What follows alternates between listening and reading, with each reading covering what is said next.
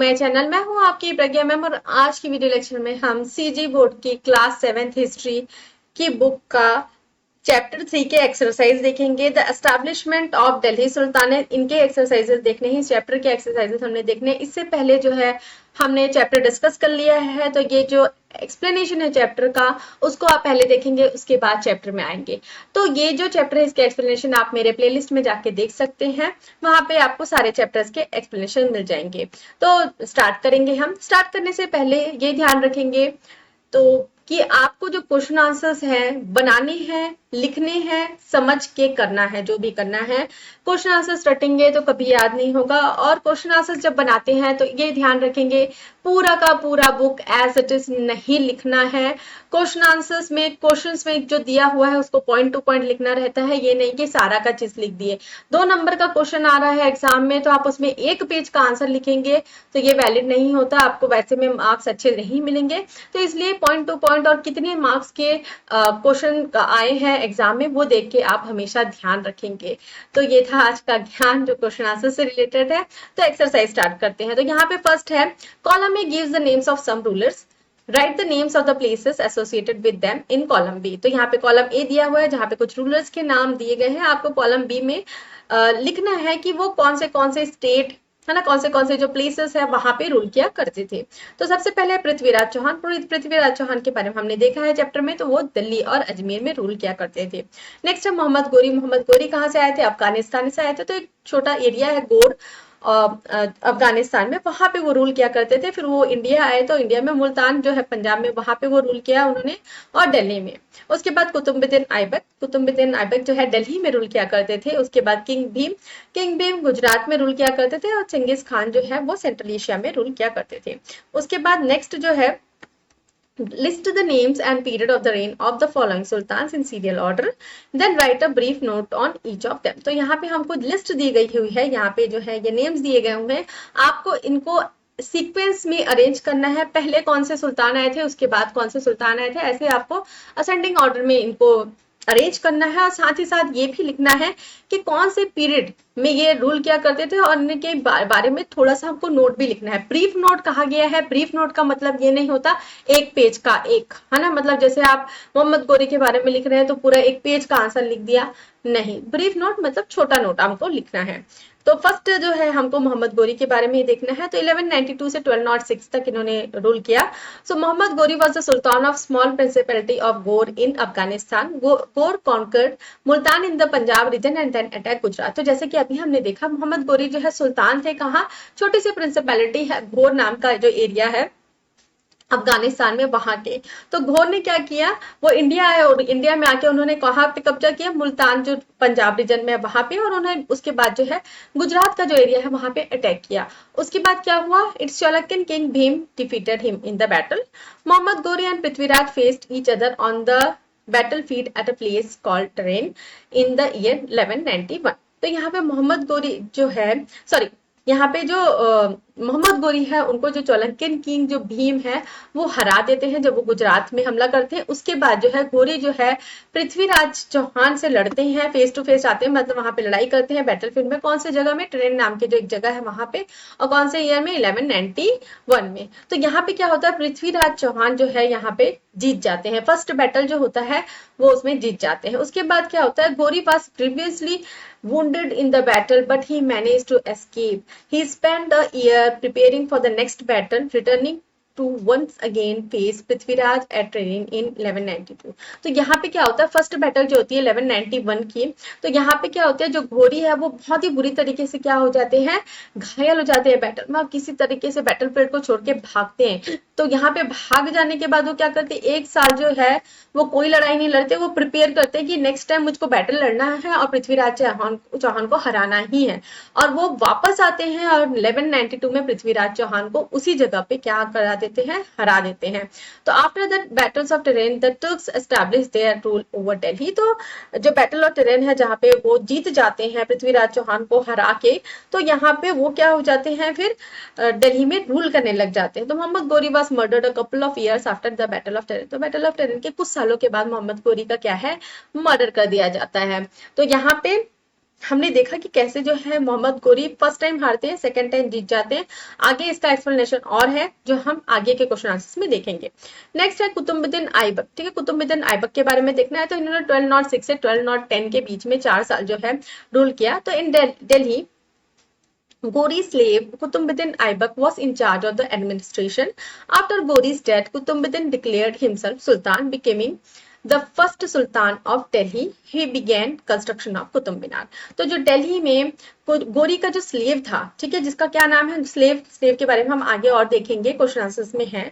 तो स्लेव के बारे में, मतलब स्लेव क्या होता है, गुलाम। ठीक है, उस समय एक प्रथा चलती थी तुर्किश में कि मतलब लोग जो है जो मर्चेंट्स हैं वो स्लेव्स को खरीदा करते थे, उनको ट्रेन करा करते थे और सुल्तान को बेचा करते थे। वैसे ही कुतुबुद्दीन ऐबक क्या था, घोरी का एक स्लेव था, ठीक है, जो इंचार्ज था एडमिनिस्ट्रेशन का। तो घोरी के डेथ के बाद जो कुतुबुद्दीन ऐबक है वो अपने आप को सुल्तान डिक्लेयर कर देता है और इस तरीके से फर्स्ट स्लेव जो है वो बन जाता है दिल्ली का। He began the construction of Qutub Minar. और कुतुब मीनार के बारे में आपने सुना ही होगा, उनका कंस्ट्रक्शन जो है कुतुबुद्दीन ऐबक ने ही करवाया था। उसके बाद हमको नेक्स्ट जो है इल्तुतमिश के बारे में देखना है। तो इल्तुतमिश जो है 1211 से 1236 तक रूल किया इन्होंने। तो on कुतुबुद्दीन's death, his slave Iltutmish, who was also his son-in-law, became the Sultan. He completed the construction of Qutub Minar. तो कुतुबुद्दीन ऐबक के डेथ के बाद में जो उनका स्लेव था इल्तुतमिश, ठीक है, जो उनका सन इन लॉ भी था, मतलब उनका दामाद भी था, सन इन लॉ मतलब होता है उनकी बेटी का पति। ठीक है, तो उनका सन इन लॉ भी था, वो सुल्तान बन गया और उन्होंने जो कंस्ट्रक्शन था कुतुब मीनार का उसको कंप्लीट कराया। Iltutmish senior officials and generals were not willing to work under him and they did as please, this weaken his administration. तो इल्तुतमिश के जो सीनियर ऑफिशियल्स और जनरल्स थे वो उनके अंडर काम नहीं करना चाहते थे, इसके कारण जो एडमिनिस्ट्रेशन है वो थोड़ा सा वीक हो गया था। उसके बाद नेक्स्ट हमको देखना है रजिया के बारे में। रजिया 1236 से 1240 4 ही साल इन्होंने रूल किया। रजिया जेंट्स नहीं, एक लेडी का नाम है, एक मतलब एक महिला का नाम है। ठीक है, so on Iltutmish death, Iltutmish के खत्म होने के बाद his daughter Razia ascended the throne of Delhi to became the first and only women to rule Delhi. तो ठीक है, इल्तुतमिश के डेथ के बाद जो उनकी बेटी थी रजिया, वो थ्रोन में आ जाती है क्यों, और वो पहली और एक लौती वुमेन है जो दिल्ली पे रूल करती है। क्यों, इल्तुतमिश के बेटे नहीं थे क्या? इल्तुतमिश के बेटे थे, लेकिन वो बिल्कुल भी नकारे थे, बिल्कुल ही नकारे थे, बिल्कुल काम के नहीं थे, वो सिर्फ ऐश करना चाहते थे, इसलिए उन्होंने अपनी बेटी जो है रजिया को उनको थ्रोन में लगाया। तो यहाँ पे इससे क्या हो गया, जो मेंस है वो वुमेन के अंदर काम नहीं करना चाहते थे, वो चाहते थे कि रजिया जो है बस गद्दी पे बैठे, वो जो बोल रहे हैं, वो जो उनके जो ऑफिशियल्स है उनका ये था कि वो जो बोल रहे हैं वही करे। तो ऐसा नहीं हुआ और आखिरकार रजिया को उन्होंने मार दिया। तो she dressed like a man, rode horses and looked after the administrative affairs of the state, establishing peace in her kingdom. तो वो मैन जो है वैसे ड्रेस किया करती थी, घोड़े दौड़ाया करती थी, घोड़ों पे सवार होके घोड़ों को दौड़ाया करती थी और एडमिनिस्ट्रेशन अफेयर को बहुत ही अच्छे से वो कर रही थी और अपने किंगडम में एकदम पीस मेंटेन करके रखा था। तो लेकिन क्या हुआ, जो तुर्क अमीर्स है, जो नोबल्स थे, वो उसको अपोज करने लग गए और इवेंचुअली उसका मर्डर कर दिया। ठीक है, क्यों अपोज किया भाई, वो चाहते थे कि वो उसके साथ उनके सामने एक पपेट की तरह बिहेव करे, लेकिन रजिया ऐसा नहीं करती थी। तो यहाँ पे एक मेन ईगो आया है ना, मेंस जो है, जो अमीर्स है, नोबल्स है, वो सारे जेंट्स थे, तो वो उसके अंडर फिर काम नहीं करना चाहते, तो इवेंचुअली उन्होंने क्या कर दिया, उसका मर्डर। इवेंचुअली मतलब आखिरकार। नेक्स्ट हमको देखना है बालबन के बारे में। तो बालबन ने रूल किया 1265 से 1285 तक। सो आफ्टर रजिया के बाद जो है Balban became the sultan of Delhi. He was one of the 40 slaves Iltutmish has promoted to high rank. Balban was an autocrat who believed the power of the Sultan could not be challenged because he was a shadow of God, his reflection on earth. तो जो रजिया के बाद बालबन जो है वो सुल्तान बने और ये सुल्तान जो बने, ये 40 स्लेव्स जो इल्तुतमिश ने प्रोमोट किए थे हाई रैंक्स में, जो हमने चैप्टर में देखा है, तो उन्हीं में से एक थे। तो बालबन जो है ऑटोक्रेट, ऑटोक्रेट मतलब अपने आप को एक ऊंचा दर्जा बताने वाला आदमी, उसको ऑटोक्रेट कहा जाता है। तो वो उस तरीके के इंसान थे और वो ये बिलीव करते थे कि सुल्तान जो है उनके पावर को कोई भी चैलेंज नहीं कर सकता। क्यों? क्योंकि वो एक भगवान की तरह है, भगवान की जो शैडो परछाई है उसकी तरह है। भगवान की शैडो जो अर्थ पे पड़ रही है वो सुल्तान होता है, तो ये उनका मानना था। He forced his sultan's subjects to bow their heads before him, sajida, and touch his feet, पाइबोस इन सॉल्यूशन। तो एक आदर के भाव सॉल्यूशन मतलब आदर के भाव में वो फोर्स करते थे अपने जो सब्जेक्ट्स अपनी जो प्रजा है कि वो उनके सामने सर झुकाए, उनके पैर छुए। The Turk amirs followed his order because they were terrified of the rigorous punishment he meted out. तो जो तुर्क अमीर्स है वो इतने डरते थे उनसे कि वो बहुत ही ज्यादा पनिशमेंट, रिग्रेस पनिशमेंट मतलब बहुत ही खतरनाक पनिशमेंट दे देते थे। तो इसलिए जो है वो उनके ऑर्डर्स को मानते थे ताकि उनको पनिशमेंट ना मिले। उसके बाद हमको देखना है काइकुबाद। काइकुबाद 1285 से 1288 तीन ही साल उन्होंने वो किया। तो बालबन के डेथ के बाद काइकुबाद became the ruler, but he ruled only for 3 years after which the slave dynasty came to end। तो 3 ही साल इन्होंने रूल किया, उसके बाद स्लेव डायनेस्टी खत्म हो गई। उसके बाद हमको शॉर्ट नोट्स देखना है। तो शॉर्ट नोट में पहले हम देखेंगे अक्तादास। अक्तादास क्या होता है? तो Iltutmish promoted 40 loyal and deserving slaves to high ranks. Many of them were made Aqtadas to administer different provinces of his empire, collect revenue and crush revolts। तो इल्तुतमिश ने 40 लॉयल जो डिजर्विंग स्लेव्स हैं उनको हाई रैंक में promote किया और कुछ लोग जो है उनको अक्तादार बनाया गया ताकि वो डिफरेंट प्रोविंस है जो एम्पायर का वहां से रेवेन्यू कलेक्ट कर सके और जो रिवॉल्ट्स वगैरह होते हैं, विद्रोह होते हैं, उसको रोक सके। They kept the part of revenue they collected to cover their salaries and administrative expenses. They were also periodically transferred from one province to another, but the akta or rank was not hereditary. A son could not inherit the rank of his father। तो जो ये अक्तादार होते थे ये कुछ जो part है revenue का उसको अपने पास रखते थे एज ए सैलरीज और जो भी एडमिनिस्ट्रेटिव एक्सपेंसेस है उसको उनके लिए, ठीक है। और ये जो है पीरियोडिकली इनको ट्रांसफर भी किया जाता था एक प्रोविंस से दूसरे प्रोविंस, लेकिन जो अक्ता है, जो रैंक है वो हेरिडेटरी नहीं होता था। मतलब सन जो है, जो भी अक्तादार है उसका जो सन है वो अक्तादार नहीं बन सकता था। उसके बाद नेक्स्ट हमको देखना है स्लेव। स्लेव्स क्या होता है? तो traders would buy young men, train them in fighting and administration, and sell them to sultans. They were called slaves. The slaves were given work and rank according to their capabilities। तो traders उस समय जो है तुर्क में ये प्रथा चलती थी कि ट्रेडर्स जो है वो यंग जो जवान लोग हैं, मैन हैं, उनको खरीदा करते थे, उनको ट्रेन किया करते थे लड़ाई लड़ने के लिए, एडमिनिस्ट्रेशन के लिए पढ़ाते लिखाते थे उनको और सेल करते थे सुल्तान्स को। और इन्हीं लोगों को क्या कहा जाता है? स्लेव्स कहा जाता है, गुलाम। तो ये जो स्लेव्स है उनको काम दिया जाता था और रैंक दिया जाता था, जितनी उनकी कैपेबिलिटीज हैं, जितना उनको आता था उसके हिसाब से उनको काम और रैंक दिया जाता था। They were paid high salaries and some capable slave officer even succeeded their master to become ruler. So जैसे कि हमने देखा कि इनको सैलरीज, अच्छी सैलरी दिए जाते थे और कुछ जो केपेबल स्लेव्स हैं, ठीक है, जो अच्छे स्लेव्स हैं वो अपने मास्टर्स, जो अपने सुल्तान हैं, उनके जगह खुद सुल्तान भी बन जाते थे, कि हमने अभी देखा।